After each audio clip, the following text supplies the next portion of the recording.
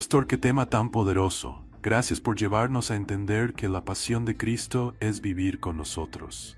Me siento conmovida. Excelente predicador, excelente pastor, muy conocedor de las Sagradas Escrituras. Bendiciones para usted, pastor. Pido oración por todos los enfermos del mundo, los de cada uno de nuestros familiares, hermandad a nivel mundial.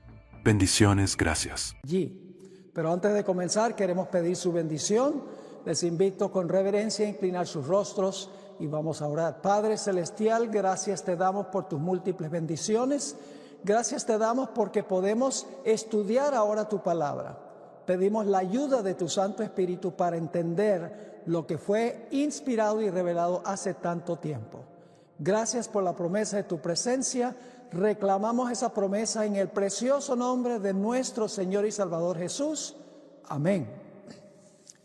Todos recordamos muy bien la experiencia del patriarca Job. La Biblia nos dice en su historia, en Job capítulo 1 y capítulo 2, que Job sufrió intensamente, no solamente sufrimiento físico, sino sufrimiento psicológico y espiritual, pensando que Dios lo había desamparado. Perdió todas sus posesiones, perdió a todos sus siervos, perdió a todos sus hijos, perdió su salud, perdió el apoyo de su esposa, perdió el apoyo de sus mejores amigos y, según parecía, había perdido también el apoyo de su mejor amigo, Dios. Ahora, a pesar de que Job sufrió gran angustia y ansiedad y desamparo, la Biblia nos dice que nunca soltó la mano de Dios. Siempre se mantuvo fiel al Señor, aun cuando estuvo en el valle del sufrimiento. En nuestro estudio de hoy queremos considerar el pasaje que encontramos en el libro de Job, el capítulo 14 y el versículo 7 al 15. Al leer el libro nos damos cuenta que las emociones y los sentimientos de Job tenían una subida y una bajada, pero nunca, como mencioné, soltó la mano de Dios. Este pasaje de Job 14, 7 al 15 es uno de esos pasajes a donde Job manifiesta gran esperanza, fe y confianza en Dios. En este pasaje, Job compara la muerte con la metáfora de un árbol, también del mar, de un río y de acostarse a dormir y despertarse por la mañana. Vamos a leer el pasaje y entonces ofreceremos algunas interpretaciones que ojalá nos inspiren y nos animen a permanecer fieles a Dios aún en las peores circunstancias. Dice allí en Job, el capítulo 14 y empezando en el versículo 7 lo siguiente. Primero, la metáfora del árbol. Porque si el árbol fuere cortado, aún queda de él esperanza. Retoñará aún, y sus renuevos no faltarán. Si se envejeciere en la tierra su raíz, y su tronco fuere muerto en el polvo, al percibir el agua, reverdecerá y hará copa como planta nueva. Así que noten que aquí se compara la muerte con un árbol. Un árbol que, según esto, es cortado, parece que va a quedar muerto, pero sus renuevos no van a faltar. Eso se refiere es a la resurrección. Dice, si se envejece en la tierra su raíz y su tronco fuere muerto en el polvo, al percibir el agua reverdecerá. Eso se refiere a la resurrección y hará copa como planta nueva. Y luego Job hace una pregunta. Mas el hombre morirá y será cortado, como vimos del árbol, perecerá el hombre, ¿a dónde estará él? Y luego viene la segunda metáfora, la metáfora de las aguas de un río. Dice, como las aguas se van del mar y el río se agota y se seca. Así que la segunda y tercera metáfora son si las aguas del mar se van y si el río, las aguas del río se agotan y se seca, ¿qué va a suceder? Está diciendo Job. Y luego viene la tercera metáfora, que es la de irse a dormir y despertar por la mañana. Eso se encuentra en el versículo 12. Dice, así el hombre yace y no vuelve a levantarse. Ahora, si el pasaje terminara allí, sería de mucha tristeza, porque parece ser muy pesimista. Así el hombre yace y no vuelve a levantarse. Pero hay que completar el versículo. Hay un hasta allí. No vuelve a levantarse hasta cierto punto. Dice en el versículo 12 nuevamente, así el hombre yace y no vuelve a levantarse. Hasta que no haya cielo, no despertarán ni se levantarán de su sueño. Así que esta es la metáfora de irse a dormir y luego despertarse. Dice Job aquí que una persona que muere, dice, queda como dormido, pero luego viene un momento cuando la persona resucita o se despierta de su sueño. Más de 50 veces en la Biblia se compara la muerte con dormir. Lo único es que el muerto duerme un poco más largo que nosotros cuando nos acostamos por la noche. Y luego entonces Job, después de usar estas 4 metáforas, la metáfora del árbol que es cortado, pero luego retoña, la metáfora del mar que se le van las aguas, la metáfora del río que se seca y la metáfora de dormir y despertarse, Job luego expresa al Señor que a él le gustaría dormir, a él le gustaría descansar de sus tribulaciones y de sus angustias. En el versículo 13 dice Job, oh, ¿quién me diera que me escondieses en el Seol? Le está diciendo a Dios, ojalá que tú me escondieras en el Seol. Ahora, el Seol no es el infierno, porque Job no quería ir allí. La palabra Seol en el Antiguo Testamento y la palabra griega Hades en el Nuevo Testamento sencillamente significa el sepulcro. Así que Job está diciendo, ojalá que yo pudiera dormir para no seguir sufriendo como estoy sufriendo ahora, la angustia de haber perdido todo y pareciera inclusive que he perdido el apoyo de mi mejor amigo que es Dios. Así que Job dice, oh, ¿quién me diera que me escondieses en el Seol o en el sepulcro? Que me encubrieses hasta apaciguarse tu ira, que me pusieses plazo y de mí te acordaras. Es decir, ojalá que yo pudiera descansar, ojalá yo pudiera dormir el sueño de la muerte para no seguir sufriendo, pero al mismo tiempo dice que me pusieses plazo y de mí te acordaras. Y luego Job hace una pregunta que muchas personas se hacen. En el versículo 14 dice, si el hombre muriere, ¿volverá a vivir? Y luego Job dice, todos los días de mi edad, ¿qué iba a pasar? Todos los días de mi edad esperaré hasta que llegue mi liberación. Ahora necesitamos pararnos un momento allí para analizar esa palabra liberación.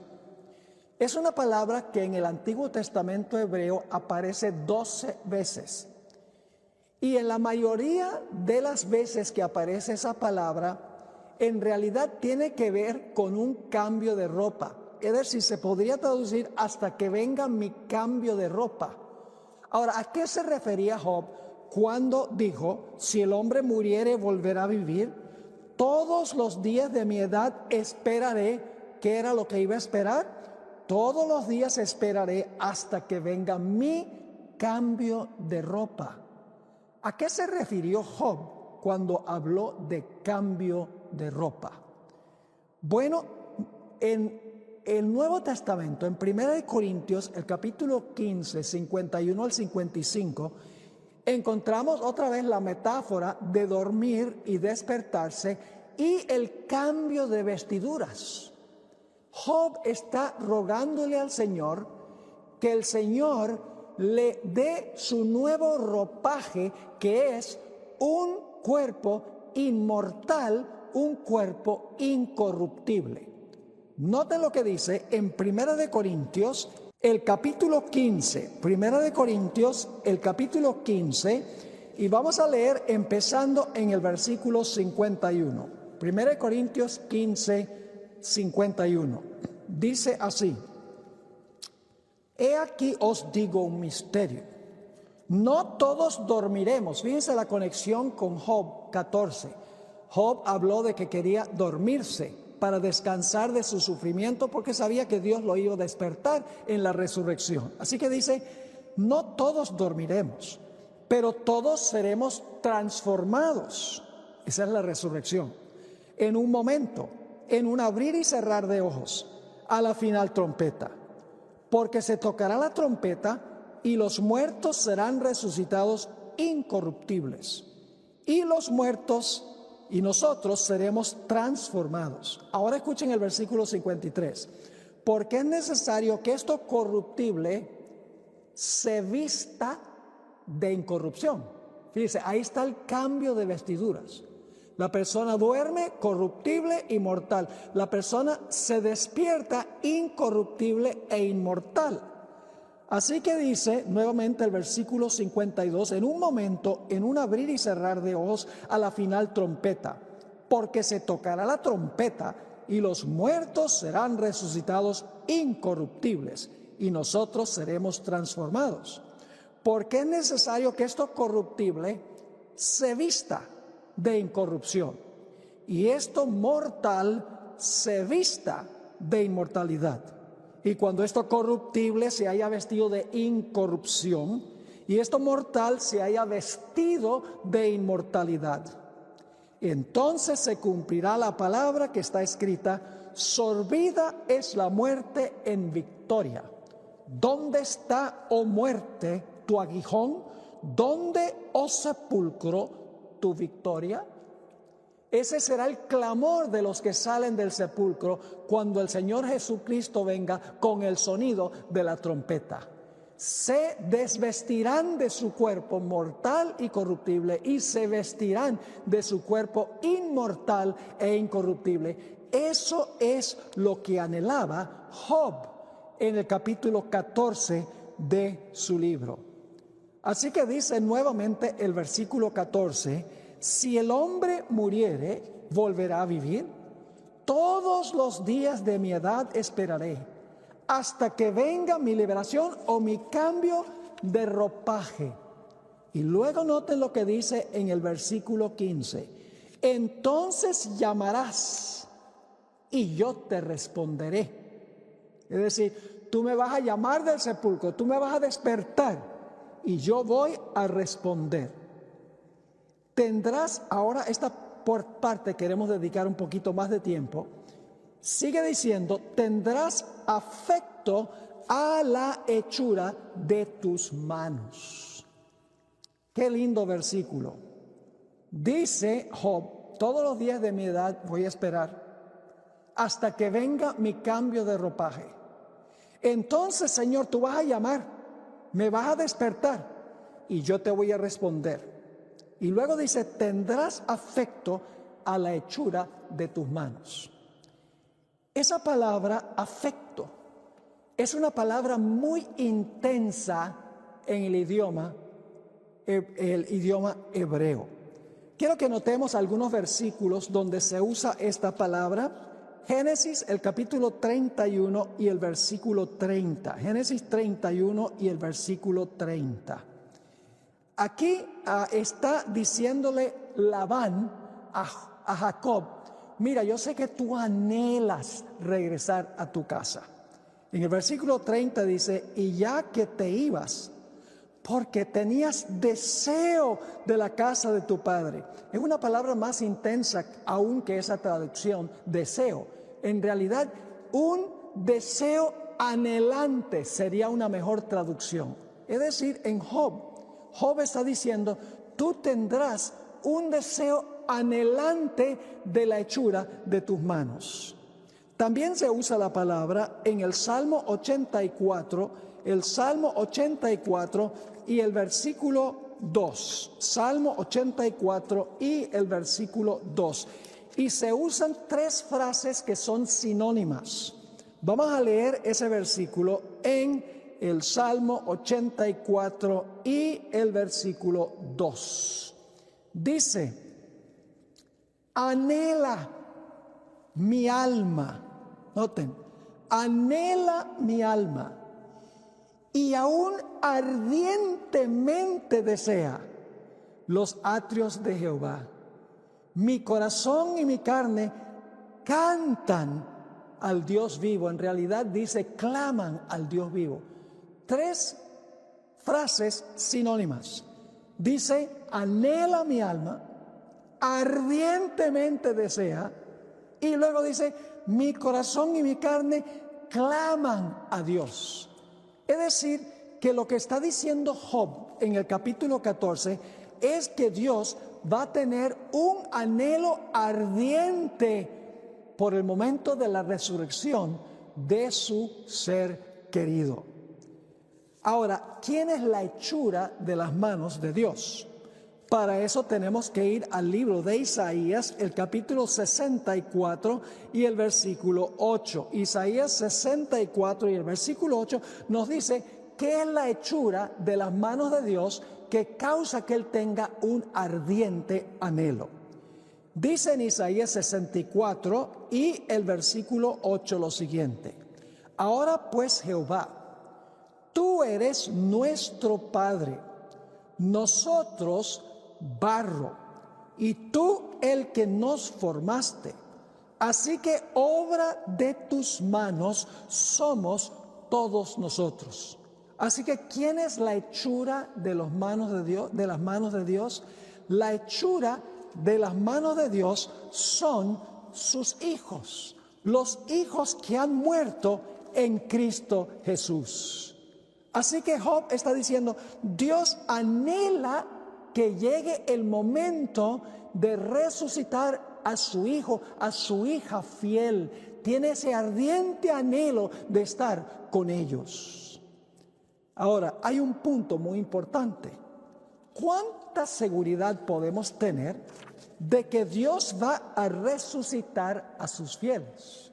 ¿Podemos estar seguros?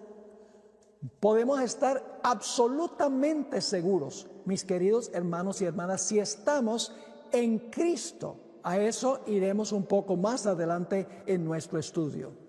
En realidad, para nosotros, la resurrección es una esperanza que va a ocurrir en el futuro. Pero para Dios ya ocurrió. Y usted dice, ¿cómo puede haber ocurrido si todavía no ha ocurrido? Porque Dios vive en un eterno presente. Dios es el yo soy. Él ve todo en visión panorámica como si estuviera ocurriendo en ese momento preciso. Quiero leerles una cita que encontramos en una fuente del Espíritu Profecía que no se encuentra en español. Yo traduje esta cita. Se encuentra en un libro que se llama Manuscript Releases, tomo 14, página 21. Y dice así: yo soy significa una presencia eterna. El pasado, el presente y el futuro son lo mismo para Dios. No para nosotros, porque nosotros sabemos que el pasado está en el pasado, el presente es a donde estamos ahora y el futuro es lo que aún no ha ocurrido. Porque nosotros somos esclavos o siervos del tiempo, pero Dios no. Dios en este momento ve todo en visión panorámica como si estuviera ocurriendo todo delante de sus ojos. Así que sigue diciendo la cita: yo soy significa una presencia eterna. El pasado, el presente y el futuro son lo mismo para Dios. Él ve, Dios ve, los eventos más remotos de la historia pasada y los del futuro muy lejano, con una visión tan clara como nosotros vemos las cosas que están ocurriendo a nuestro alrededor diariamente. ¡Qué extraordinario! Para Dios no existe el pasado y el futuro. Ahora alguno dirá, pero pastor, la Biblia dice que Dios era, es y será. Sí, pero esa es nuestra perspectiva del tiempo, no la perspectiva de Dios.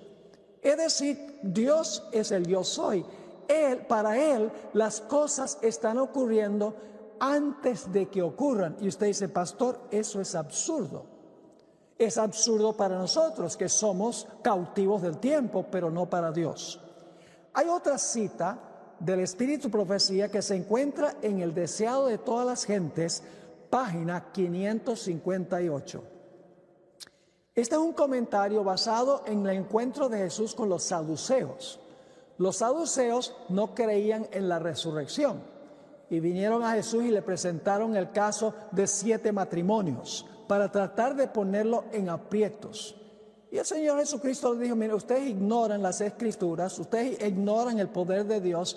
Además de eso, en la resurrección no nos vamos a casar ni nos vamos a dar en casamiento. Así que el ejemplo que ustedes presentan es inverosímil. Y en base a esta experiencia, Ellen White escribió en El Deseado de Todas las Gentes, página 558, la siguiente cita extraordinaria. Dios cuenta las cosas que no son como si fuesen. Paremos un momentico allí. Dios cuenta las cosas que no son como si fuesen. Es decir, para Dios, las cosas que no son, ya son. Ahora, note lo que sigue diciendo la cita. Dios ve el fin desde el principio y contempla el resultado de su obra como si ya estuviese terminada. Qué interesante. Dios contempla que el resultado de su obra como si ya estuviese terminada, es decir, como si ya hubiese ocurrido. Los preciosos muertos, ahora va a hablar de la resurrección, los preciosos muertos desde Adán hasta el último santo que muera, oirán la voz del Hijo de Dios y saldrán del sepulcro para tener vida inmortal.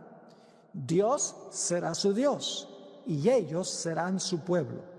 Ahora noten esto, habrá una relación íntima y tierna entre Dios y los santos resucitados. Ahí tenemos, Dios anhela ardientemente la hechura de sus manos.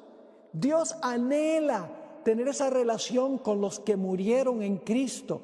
Está esperando el momento cuando se reintegren otra vez a su relación con el Señor.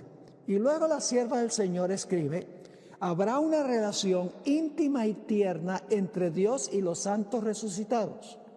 Esta condición, es decir, el momento de la resurrección, que se anticipa en su propósito, es contemplada por Él como si ya existiese.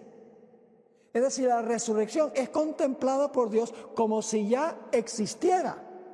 Y luego la sierva del Señor dice, para Él, es decir, para Dios, los muertos viven. Para nosotros no. Nosotros sabemos que nuestros familiares, nuestros amigos que murieron en Cristo están descansando hasta el momento que Cristo venga a resucitarlos. Pero para Dios es tan segura la resurrección de los muertos. Para Dios, quien ve todo como un eterno presente, ya los muertos viven. Así de segura es la resurrección. Para nosotros es una esperanza, decimos, tener la esperanza gloriosa de la resurrección. Pero mis hermanos y hermanas, para Dios ya ocurrió para los que murieron en Cristo Jesús. Qué gloriosa esperanza que no se basa solo en una esperanza, sino que se basa en un hecho en la mente de Dios. Ahora notemos un ejemplo bíblico de esto.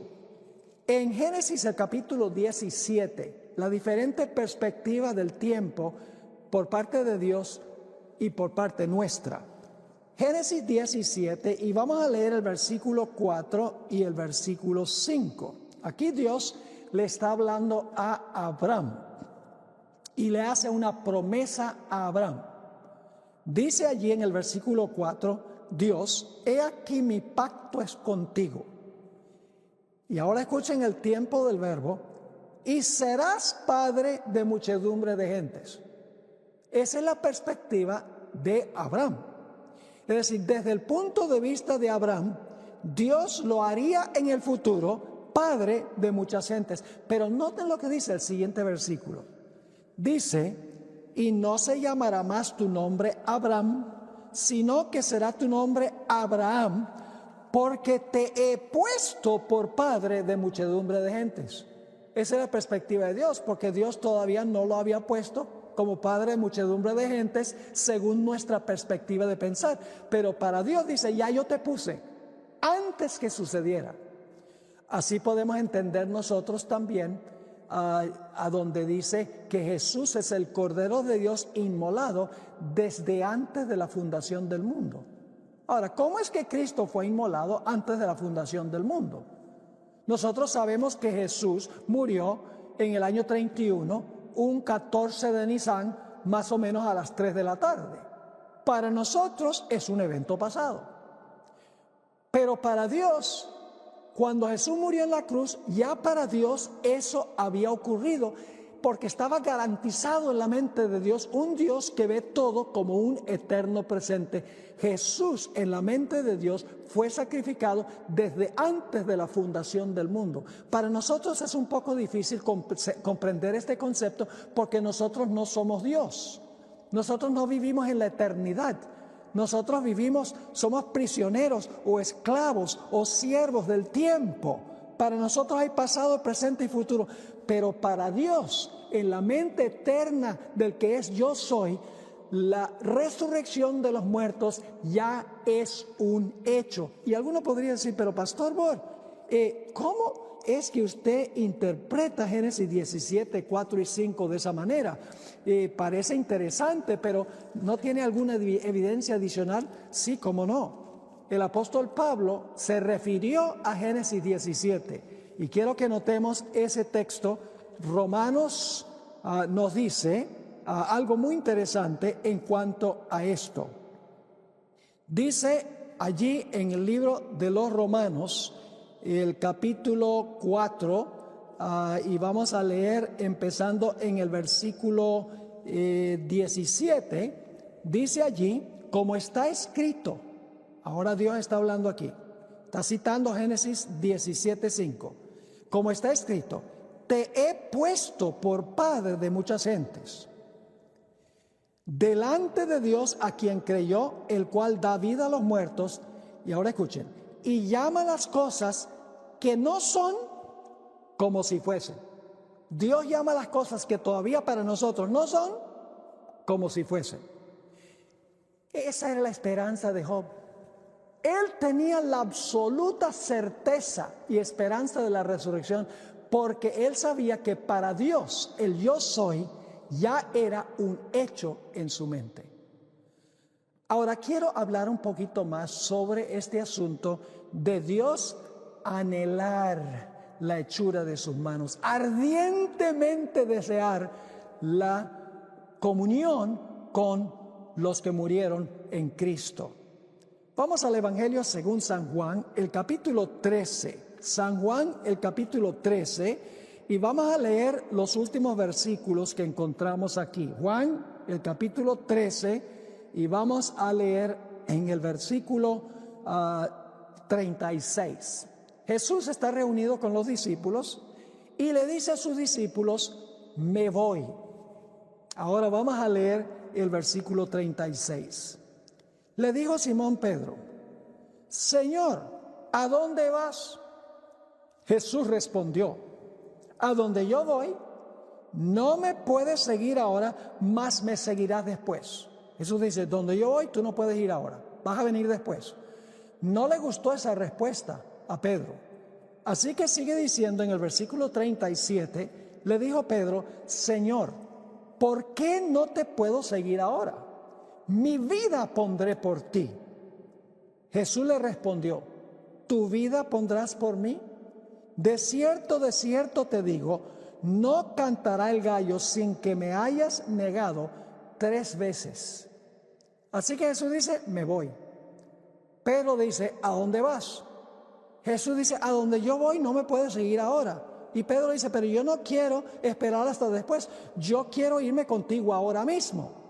Ahora, después que Jesús dijo que se iba, los discípulos estaban atribulados, llenos de tristeza, porque ellos no podían concebir vivir un instante sin estar en la presencia de Jesús. Él los había sacado de muchos peligros, de muchos apuros. Se había mostrado amigo para con ellos. Había sido un maestro excepcional, preparándolos para la obra que iban a desempeñar después del día del Pentecostés. No podían imaginarse cómo sería que el maestro se fuera y ellos no pudieran estar con él. Así que Jesús sabía cómo ellos se sentían. En el capítulo 14, el siguiente versículo, 14:1, encontramos que Jesús dice en esas famosas palabras, no se turbe vuestro corazón. Es decir, no estén atribulados porque dije que me voy y que ustedes no me pueden seguir ahora. No se turbe vuestro corazón.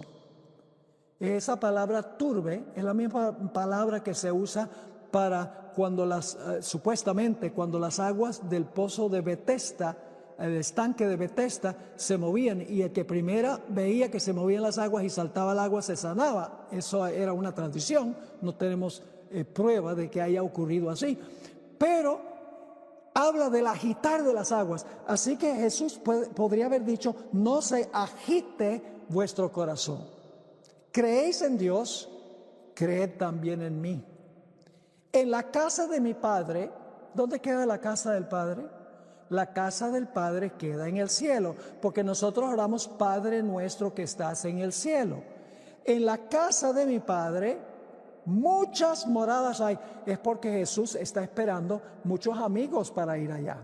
Y tiene que haber viviendas para ellos. En la casa de mi Padre muchas moradas hay. Si así no fuera, yo os lo hubiera dicho. Voy pues. Ahora Jesús dice, yo le voy a decir a dónde me voy a ir. Voy a ir a la casa de mi Padre. Dice, voy pues a preparar lugar para vosotros. Es decir, me voy a preparar el lugar, luego voy a venir a recibirlo. Dice, y si me fuere y os prepararé el lugar, vendré otra vez y os tomaré a mí mismo para que donde yo estoy, vosotros también estéis. ¿Cuál es la pasión de Jesús? La pasión de Jesús, hermanos y hermanas, es estar con la hechura de sus manos. La pasión de Jesús es estar con nosotros, porque ahora hay una separación. Él está allá y nosotros estamos acá. Nosotros podemos tener una persona que amamos mucho que está en otro lugar, pero anhelamos el momento del encuentro cuando estemos personalmente juntos. Así que el Señor Jesucristo termina este pasaje diciendo que la clave es donde yo estoy, vosotros también estéis.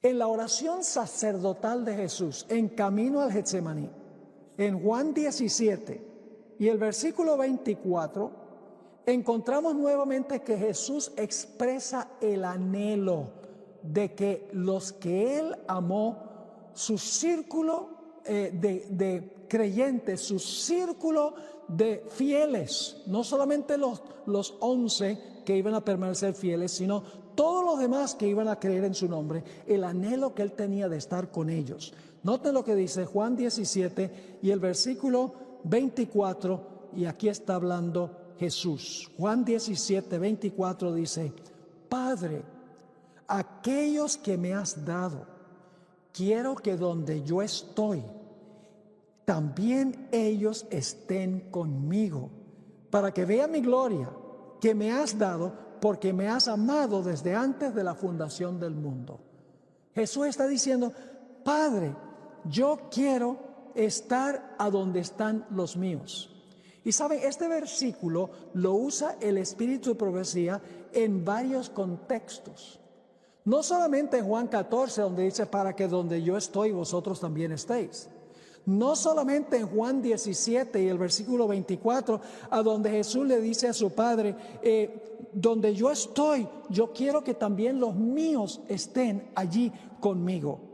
sino que la sierva del Señor nos dice que mientras Jesús intercede en el santuario celestial, cuando uno de sus hijos viene a Él arrepentido, triste por el pecado, confesando sus pecados y confiando en los méritos de Jesús, Jesús le dice a su Padre las palabras de Juan 17:24: Padre, aquellos que me has dado, quiero que donde yo estoy, también ellos estén conmigo. Y la sierva del Señor también dice que estas palabras estarán en los labios de Cristo Jesús cuando finalmente se dé un decreto de muerte contra su pueblo.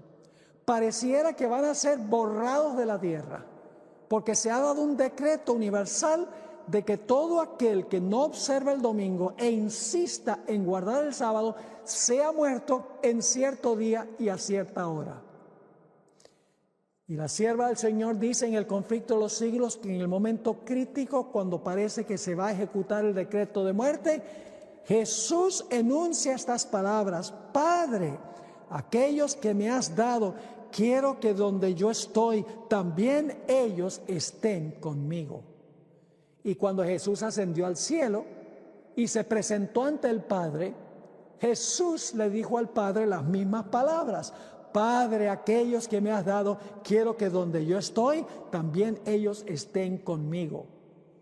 Él tiene anhelo por la hechura de sus manos. Yo pregunto, ¿tenemos nosotros el mismo anhelo de estar con Él que el anhelo que Él tiene de estar con nosotros? Amamos tanto a Jesús que aborrecemos la separación que existe ahora y queremos estar con Él. No solamente por fe, sino que queremos estar personalmente con Él para que Él nos enseñe, poder darle un abrazo y agradecerle por todo lo que Él ha hecho por nosotros. Quiero ahora que vayamos a 1 de Tesalonicenses, el capítulo 4 y los versículos 13 al 17. 1 de Tesalonicenses 4 y los versículos 15 al 17. Aquí, en un pasaje que se lee prácticamente en todos los funerales, se encuentra nuevamente el mismo punto que hemos estado trazando. Tendrá anhelo de la hechura de sus manos. Donde yo estoy, vosotros también estéis. Padre, quiero que los míos estén conmigo, en repetidas ocasiones. Y aquí encontramos nuevamente el mismo punto. 1 Tesalonicenses 4 y el versículo 13 dice lo siguiente. Vamos a leer desde el versículo 15. Por lo cual os decimos esto en palabra del Señor, que nosotros que vivimos, que habremos quedado hasta la venida del Señor, es decir, los que van a estar vivos cuando Jesús venga, no precederemos, es decir, no vamos a ir al cielo a los que durmieron. Los que están vivos no van a ir al cielo antes que los que murieron. Versículo 16, porque el Señor mismo con voz de mando, con voz de arcángel y con trompeta de Dios descenderá del cielo y los muertos en Cristo resucitarán primero. Es decir, podemos imaginarnos todos aquellos que Jesús anheló estar con ellos, la hechura de sus manos, la ansiedad por tener comunión con la hechura de sus manos. Dice aquí que ellos resucitarán primero, se van a cambiar de ropa, se van a despertar del sueño. Jesús los va a llamar. Dice en Juan 5, 28 y 29 que oirán su voz y los que son justos saldrán a resurrección de vida. Sigue diciendo en el versículo 17, luego nosotros, los que vivimos, los que hayamos quedado, seremos arrebatados juntamente con ellos, es decir, con los que murieron y resucitaron, en las nubes para recibir al Señor en el aire. Y ahora viene la parte clave. Y así estaremos siempre con el Señor. ¿Ven? El punto central. Mucha gente dice, yo quiero ir al cielo porque quiero caminar por la calle de oro y hay unas puertas de perlas que yo quiero ver y hay también los fundamentos de piedras preciosas y voy a poder viajar a diferentes mundos y hablar con los habitantes allí y voy a poder comer del árbol de la vida y puedo tomar del agua cristalina, agua dulce que viene del río de vida. Yo quiero estar allí por todos esos beneficios. Pero déjenme decirles que si no hubiera nada de eso, valdría la pena estar allí, porque ahí está Jesús, nuestro mejor amigo. Así que este pasaje nuevamente tiene el mismo tema de los que leímos anteriormente. Dice, así estaremos siempre con el Señor. Ahora, Apocalipsis 21, 3 y 4 nos dice cuándo se va a cumplir ese momento. Vamos a leer Apocalipsis 21 y el versículo 3 y también vamos a leer el versículo 4. Dice en el versículo 3, y oí una gran voz del cielo que decía, he aquí el tabernáculo de Dios, el tabernáculo es Jesús. En Juan 1:14 dice, el verbo fue hecho carne y habitó entre nosotros. Esa palabra habitó se podría traducir tabernáculo, no existe en español, pero es decir que Jesús es el tabernáculo. Dice entonces, y oí una gran voz del cielo que decía, he aquí el tabernáculo de Dios con los hombres, y Él morará con ellos, y ellos serán su pueblo, y Dios mismo estará con ellos como su Dios. Y fíjense el gozo que va a haber. Enjugará Dios toda lágrima de los ojos de ellos. Y ya no habrá muerte, porque habremos recibido nuestra nueva vestidura. Ni habrá más llanto, ni clamor, ni dolor, porque las primeras cosas pasaron. ¡Qué glorioso! Este es el cumplimiento final de 1 Tesalonicenses 4, donde dice, así estaremos siempre con el Señor. Y este pasaje dice, Él estará con nosotros y morará con nosotros. Hermanos y hermanas, ¿podemos imaginarnos lo que será habitar en la presencia del Dios del universo? Que este mundo pequeño será la capital del universo, que Dios va a poner su sede aquí en este diminuto mundo, en medio del vasto universo de Dios. Hermanos y hermanas, no nos perdamos la oportunidad de estar allí con Él y Él con nosotros, amando las cosas de este mundo, estando atados a las cosas de este mundo, a los pasatiempos de este mundo. Aliémonos con el Señor Jesús, lleguemos a conocerlo personalmente como nuestro Salvador y como nuestro Señor. Ahora vamos a Ezequiel, el capítulo 48 y el versículo 35. Nuevamente les digo, el libro de Ezequiel, el capítulo 48, y vamos a leer el versículo 35. Es un texto muy interesante este de Ezequiel, el capítulo 48. Dicho sea de paso, para darles un poquito de contexto, la primera parte del libro de Ezequiel, los primeros 10, 11 capítulos, nos dice que la Shekinah gloriosa, la presencia de Dios, abandonó el templo y dejó desamparada la ciudad de Jerusalén. Como va a suceder al final de la historia, por causa de la pecaminosidad del mundo cristiano, Dios va a retirar su espíritu del mundo. Pero en Ezequiel 48 se habla del retorno de la Shekinah al templo y lo que iba a ocurrir con Israel literal si ellos hubieran cumplido con las condiciones, se va a cumplir finalmente con el pueblo de Dios. Va a volver la Shekinah al templo y nosotros conocemos la ciudad a donde está el templo como la Nueva Jerusalén. Y la Nueva Jerusalén sabemos que tiene 4 ángulos y 3 puertas a cada ángulo. Y se llama la Nueva Jerusalén. Pero ahora fíjense lo que va a ocurrir. Según el libro de Ezequiel, el capítulo 48, el nombre de la ciudad va a ser no la Nueva Jerusalén, aunque posiblemente todavía lleve ese nombre, pero ahora se agrega algo muy interesante. Si ustedes leen los versículos anteriores al versículo 35, van a encontrar que se describen los 4 ángulos de la ciudad y se describen las puertas que quedan a los ángulos de la ciudad. Pero en Apocalipsis, el capítulo 21 y 22, dice que la ciudad es la Nueva Jerusalén. Pero fíjense lo que dice en Ezequiel, el capítulo 48 y el versículo 35.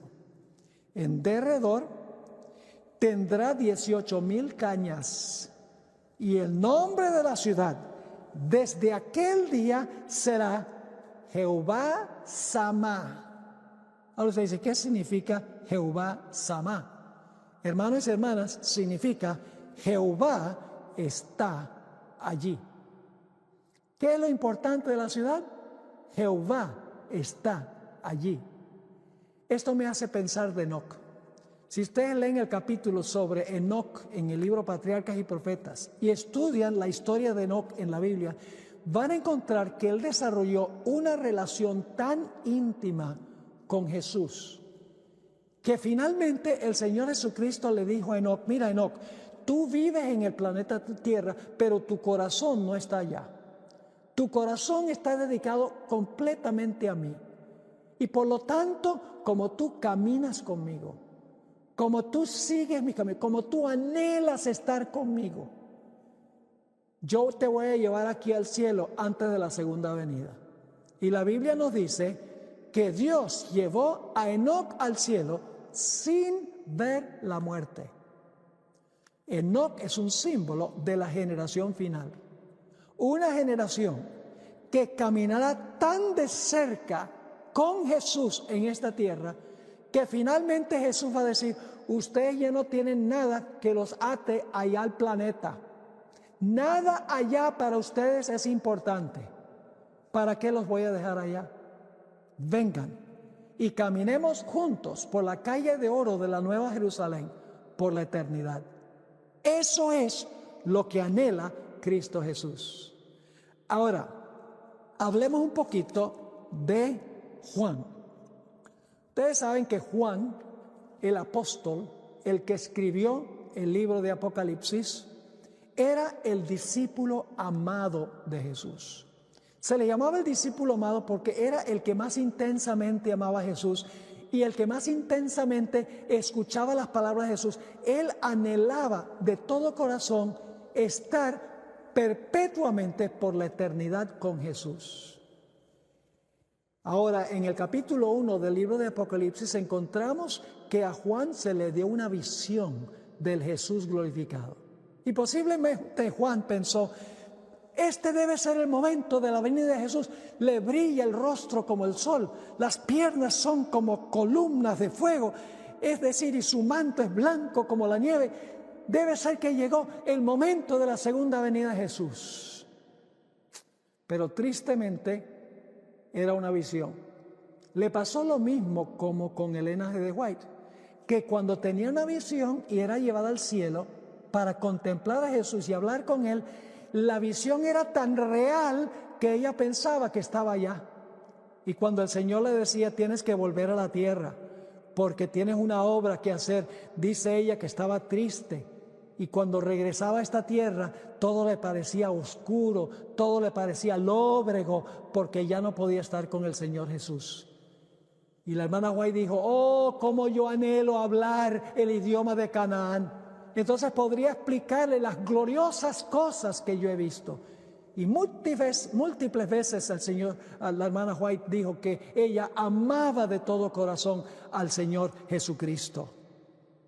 Ahora Juan recibe otras visiones. Y en esas visiones, en el libro de Apocalipsis, él ve los conflictos por los cuales tiene que pasar la iglesia. Conflictos terribles, a donde muchos mártires caerán y que van a clamar, ¿por cuánto tiempo o hasta cuándo, Señor, no juzgas y vengas nuestra sangre sobre los que han derramado esa sangre en la tierra? Es decir, están rogando que el Señor les haga justicia, están anhelando el momento que el Señor Jesucristo venga, por el cual ellos estuvieron dispuestos de morir como Él murió por ellos. Así que Juan contempla la visión de las iglesias y los conflictos de la iglesia, la visión de los sellos, la visión de las trompetas, los 1260 años, la crisis final sobre la bestia y su imagen, sobre la bestia que se levanta de la tierra. Contempla él el sellamiento del sello de Dios y la marca de la bestia. Ve cómo se cierra la puerta de la gracia y cómo los impíos están completamente bajo el control de Satanás. y Dios tiene que intervenir para proteger a su pueblo. Es decir, contempla lo que aún le resta a la iglesia. Y Juan se llena de angustia, porque él dice, bueno, yo pensé que esta era la venida del Señor Jesucristo, pero fíjese todo lo que falta, las crisis y los problemas y las angustias y las dificultades de la iglesia. Y fíjese lo interesante de cómo Juan termina el libro de Apocalipsis. En Apocalipsis, el capítulo 22 y el versículo 20, tenemos estas palabras. El que da testimonio de estas cosas dice, ciertamente vengo en breve. Y luego dice, amén. Es decir, así sea. Jesús está diciendo, yo vengo en breve. Y Juan dice, amén. Y luego dice, sí, ven, Señor Jesús. ¿Cuál era el anhelo de Juan? Era que Jesús viniera para que pudiera continuar la íntima amistad que había tenido con Jesús cuando Jesús estuvo en la tierra. Hermanos y hermanas, nosotros, si amamos a Jesús, vamos a estar tristes por la separación que hay entre Él y nosotros ahora. Y lo que más anhelaremos es que el Señor Jesucristo venga en las nubes, nos lleve al cielo por 1000 años y después tomaremos la tierra por heredad para habitar con nuestro Creador, nuestro Redentor, por los siglos de la eternidad. Vamos a nuestro último texto, 1 de Juan, el capítulo 3, y vamos a leer los versículos 1 al 3. 1 de Juan 3, 1 al 3. Mirad cuál amor nos ha dado el Padre para que seamos llamados hijos de Dios. Por esto el mundo no nos conoce, porque no le conoció a Él. Amados, ahora somos hijos de Dios y aún no se ha manifestado lo que hemos de ser. Pero sabemos que cuando Él se manifieste, seremos semejantes a Él porque le veremos tal como Él es. Y luego encontramos que Juan da un consejo a los que están esperando anhelantemente la venida del Señor Jesús. ¿Qué debemos estar haciendo ahora mientras estamos esperando que Él venga para estar con nosotros? Dice en el versículo 3, y todo aquel que tiene esta esperanza, ¿cuál esperanza?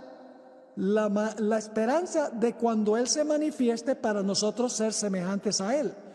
Dice, y todo el que tiene esta esperanza en Él, ¿qué debe estar haciendo ahora?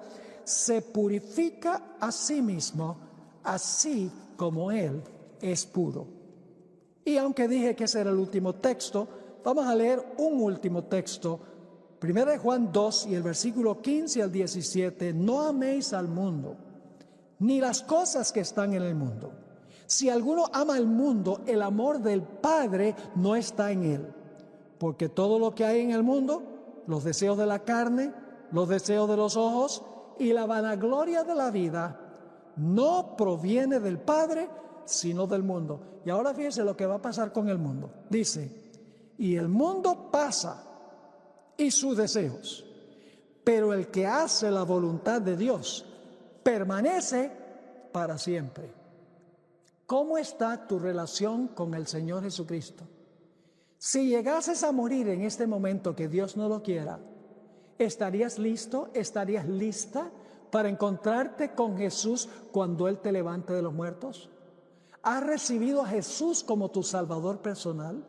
¿Tienes una relación íntima con Él en esta tierra, de tal manera que puedas caminar con Él por la calle de oro en la patria celestial y luego en la tierra restaurada?